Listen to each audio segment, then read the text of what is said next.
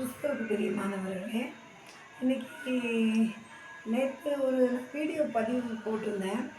அதாவது என்ன மனுஷங்க செய்கிறாங்க, எதை தேடி போகிறாங்க, அவங்க என்ன செய்யணும் அப்படிங்கிறத நான் உங்களுக்கு நேற்று ஒரு பதிவு போட்டிருந்தேன். இன்றைக்கி நான் என்ன உங்கள் கூட ஷேர் பண்ணணும் அப்படின்னு பார்க்கும்போது, அதாவது இப்போ மரணம் அப்படின்னாலே அது அதாவது ஒரு வயசு வந்த பின்னாடி ஒரு 15 வயசுக்கு அந்த தொடக்கம் ஆரம்பிக்கும் பொழுதே, அதுக்கப்புறம் அவங்க எத்தனை வயதானவர்களாக இருந்தாலும், ஒரு வேளை 30ஓ 40ஓ 70ஓ எத்தனை வயது இருந்தால் கூட அந்த மரணம் அப்படிங்கிற அந்த வார்த்தையை கேட்கும்போது எல்லோருக்குமே ஒரு வித பயம். அப்படி அந்த வார்த்தைக்கே அவங்க எல்லோரும் என்ன சொல்கிறாங்க, ரொம்ப பயந்துக்குவாங்க. அதை கேட்குறதுக்கு ரொம்ப அவங்க பயந்துக்குவாங்க. அப்போ இன்றைக்கி ஒரு மனுஷன் ஒரு பிறப்பு அப்படின்னு ஒன்று இருந்தால், இறப்புங்கிறது ஒன்று கண்டிப்பாக இருக்குது. அதனால் அதை பற்றி இன்றைக்கி நான் உங்கள் கூட கொஞ்சம் ஷேர் பண்ணலாம். ஏன்னா எப்போவுமே ஏதாவது ஒரு நல்ல ஒரு வார்த்தைகளையே கேட்டுட்டு தான் இருக்கிறோம். இதை ஒன்று உங்கள் கூட நான் ஷேர் பண்ணலாமே அப்படிங்கிறது எனக்கு ஒரு இதயத்தில் ஒரு வாஞ்சை.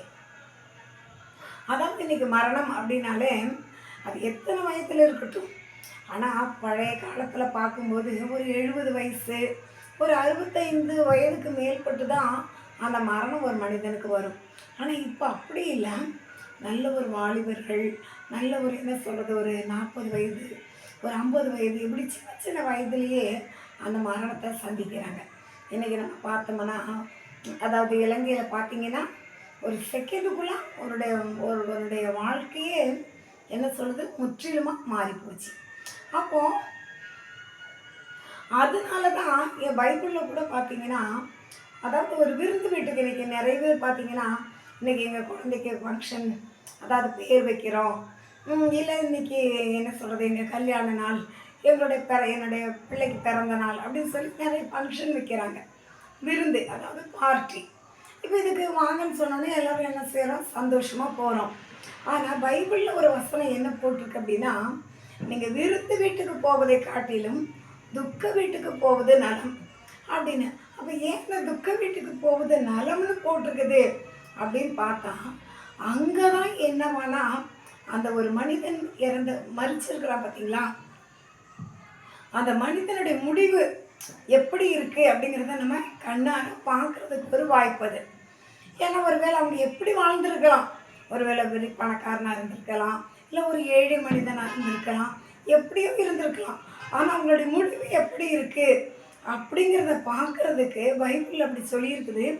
நீங்கள் விருந்து வீட்டுக்கு போவதை காட்டிலும் துக்க வீட்டுக்கு போவது நலம், ஏனென்றால் அங்கே தான் அந்த மனிதனுடைய முடிவு. அப்போ அந்த முடிவை பார்க்கும் பொழுது நமக்கு ஒரு இருதயத்துக்குள்ள ஒரு என்ன சொல்லும் ஒரு காரியம் தோன்றும். அடடா, எப்படி வாழ்ந்த மனிதன். இன்னைக்கு ஒரு உதாரணத்துக்கு சொல்லணும்னு சொன்னால், ஒரு நம்மளுடைய தலைவர், அதாவது ஜெயலலிதா அம்மா கூட பார்த்தீங்கன்னா வாழும்போது எப்படியெல்லாமோ வாழ்ந்தாங்க. அவங்களுடைய செருப்பு கூட என்ன செய்வாங்க, தங்கத்தில் வச்சுருந்தாங்கன்னு நம்ம பார்த்தோம். அப்படி அவங்க வாழ்ந்தாங்க. ஆனால் அவங்களுடைய முடிவு எப்படி இருந்தது அப்படின்னு நம்ம பார்க்கும்போது நம்ம எல்லாருக்குமே அது தெரிஞ்ச ஒரு காரியம்தான். அப்படி ஒரு முடிவு. அதனால தான் பைபிளில் எப்படி போட்டிருக்கு அப்படின்னா, முடிவு போய் பாருங்கள். ஒரு மனிதனுடைய ஆரம்பம் எப்படி வேணாலும் இருக்கலாம். ஒரு நல்ல ஒரு பணக்கார குடும்பத்தில் பிறக்கலாம், ஒரு ஏழை குடும்பத்தில் பிறக்கலாம். ஆனால் முடிவு எப்படி இருக்குது, அந்த மனிதனுடைய முடிவு எப்படி இருக்குங்கிறத நம்ம போய் பார்க்கணும். அப்போ முடிவு ஆரம்பம் அற்பமாக இருந்தாலும் முடிவு எப்படி இருக்கணுமாமா, பேரின்பமாக இருக்கணுமாமா. அப்போ இதுக்கு என்ன செய்யணும்? ஐயோ, இப்போ நிறைய பேர் சொல்லுவாங்க, ஒரு வாலிப காலத்திலே இறந்துட்டா உடனே என்ன சொல்லுவாங்க, விதிங்க, அதெல்லாம் கடவுள் செயல், விதி, அவன் வாழ்க்கை முடிஞ்சு போச்சுன்னுவாங்க. இந்த இடத்துல நான் உங்களுக்கு நல்லா ஒன்று சொல்லிக்க விரும்புகிறேன். விதிங்கிறது வேற, ஒருத்தனுடைய முடிவு.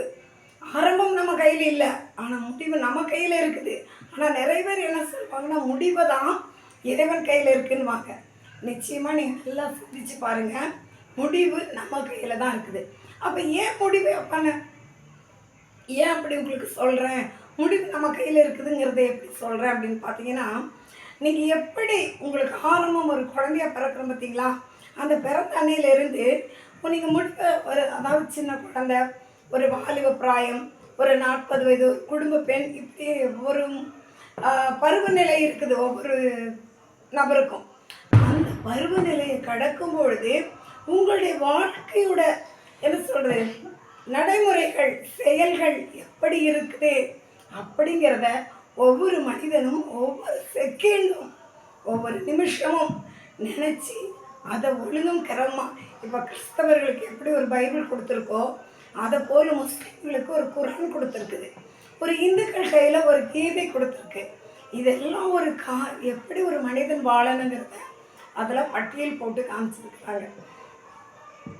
இந்த பட்டியல் படி நம்முடைய படிப்பறிவின்படி அல்ல, நம்முடைய ஞானத்தின் படி அல்ல, அந்த கீதை என்ன சொல்லுது, அந்த குரான் என்ன சொல்லுது, அந்த பைபிள் என்ன சொல்லுது அப்படிங்கிறத நம்ம ஒரு நிமிஷம் பார்த்து அதை தினமும் எப்படி நம்ம 3 வேளை நிச்சயமாக எப்படி தரம் நம்ம உணவு எப்படிப்பட்ட தரமாக இருந்தாலும் நம்ம 3 வேளை சாப்பிட்றோம். அதை போல் நிச்சயமாக உங்கள் கையில் கொடுத்துருக்கிற அந்த ஒரு புத்தகத்தை நீங்கள் படித்து அதில் என்ன சொல்லியிருக்குதோ அதன்படி நீங்கள் நடக்கும் பொழுது நிச்சயமாக முடிவு உங்கள் கையில் எடுத்துக்கலாம். இல்லை மனம் போன போக்கில் கால் போன போக்கில் ஏதோ நம்முடைய படிப்பறிவு அப்படி இல்லை ஒரு குடும்ப சூழ்நிலை இப்படி நீங்கள் உங்களுடைய வாழ்க்கையை தீர்மானம் பண்ணி அதன்படியில் நடந்தீங்கன்னா நிச்சயமாக முடிவு உங்கள் கையில் இல்லை, இறைவன் கைக்கு போயிடும். அதனால தான் சொல்கிறேன், முடிவு நம்ம கையில் இருக்குது. அதனால் இன்றைக்கி உங்கள் கையில் ஒரு புத்தகத்தை இறைவன் கொடுத்துருக்குறாரு, அதை நீங்கள் படிங்க. அதில் உங்களுக்கு என்ன சொல்லியிருக்கோ, ஆணுக்கு ஒன்று சொல்லியிருக்கோம், பெண்ணுக்கு ஒன்று சொல்லியிருக்கோம், வாலிபர்களுக்கு ஒன்று சொல்லியிருக்கோம், ஒரு வயோதிகருக்கு ஒன்றா சொல்லியிருக்கோம். அப்போ அதன்படி நீங்கள் அந்த வாழ்க்கையை ரன் பண்ணிட்டு வந்தீங்கன்னா நிச்சயமாக உங்கள் முடிவு நல்லபடியாக இருக்கும். அதை இப்போ நிறைய பேர் சொல்லுவாங்க, ஐயோ இவருடைய மரணம் அருமையாக இருந்ததுங்க, நிச்சயமாக இந்த இவர் சொர்க்கத்துக்கு தான் போவாங்கன்னு சொல்லுவாங்க. அதன் போல் கூட தான் முடிவு நம்ம கையில் இருக்குது. அது ஒழுங்குக்கிரமாக நம்ம அதை ஃபாலோ பண்ணோம்னா நிச்சயமாக நாம் கூட என்ன சொல்லுவோம், சொர்க்கத்துக்கு போகிறபடி நம்மளுடைய மரணம் நம்மளுடைய முடிவு அப்படி தான் நிச்சயமாக இருக்கும். அது என்ன தவறாக நீங்கள் சிந்திக்க வேண்டாம். நம்மளுடைய முடிவு இறைவன் கையில் இருக்குது, இது விதி அப்படி சிந்திக்க வேண்டாம். முடிவு நம்ம ஒவ்வொருவருடைய கையில் கொடுத்துருக்குது, அதை நம்ம தான் தீர்மானிக்கணும். அதன்படி நீங்கள் செய்யுங்க.